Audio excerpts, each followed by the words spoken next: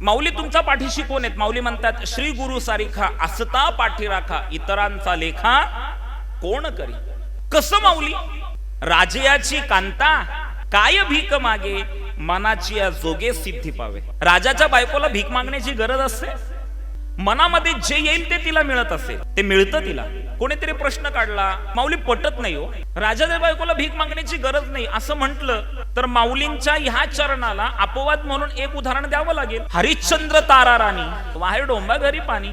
मग माऊली कसं? माऊली म्हटले दुसरं उदाहरण देतो.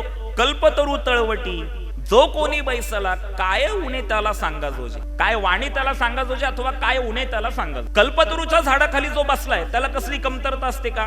कल्पतरूच्या झाडाखाली बसल्यानंतर मनामध्ये जे येईल ना ते पूर्ण होतो. परत त्याला अपवाद आहे. माऊली कल्पतरूच्या झाडाखाली बसल्यानंतर इच्छा पूर्ण होतात. मनामध्ये चांगली इच्छा आली तर चांगली पूर्ण होते, आणि वाईट इच्छा आली तर तीही पूर्ण होते. मग कल्पतरूच्या झाडाचं उदाहरण नको.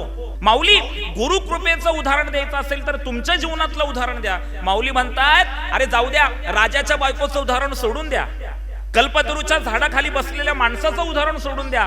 गुरुची कृपा काय करते मी तुम्हाला माझं उदाहरण देतो. ज्ञानदेव म्हणे, तरलो तरलो आता उद्धरिलो गुरु कृपे. अरे हा ज्ञाना याचा उद्धार कशामुळे झाला असेल ना तर तो गुरु कृपेमुळे झालेला आहे. अरे हा ज्ञाना तरला कशामुळे असेल ना तर तो गुरु कृपेमुळे तरलेला आहे. जीवनामध्ये गुरु कृपा अत्यंत महत्वाची आहे. गुरु कृपा प्रसादेन आत्मा रामोही लभ्यते, अनेन गुरु मार्गेन आत्मज्ञानम प्रवर्तते.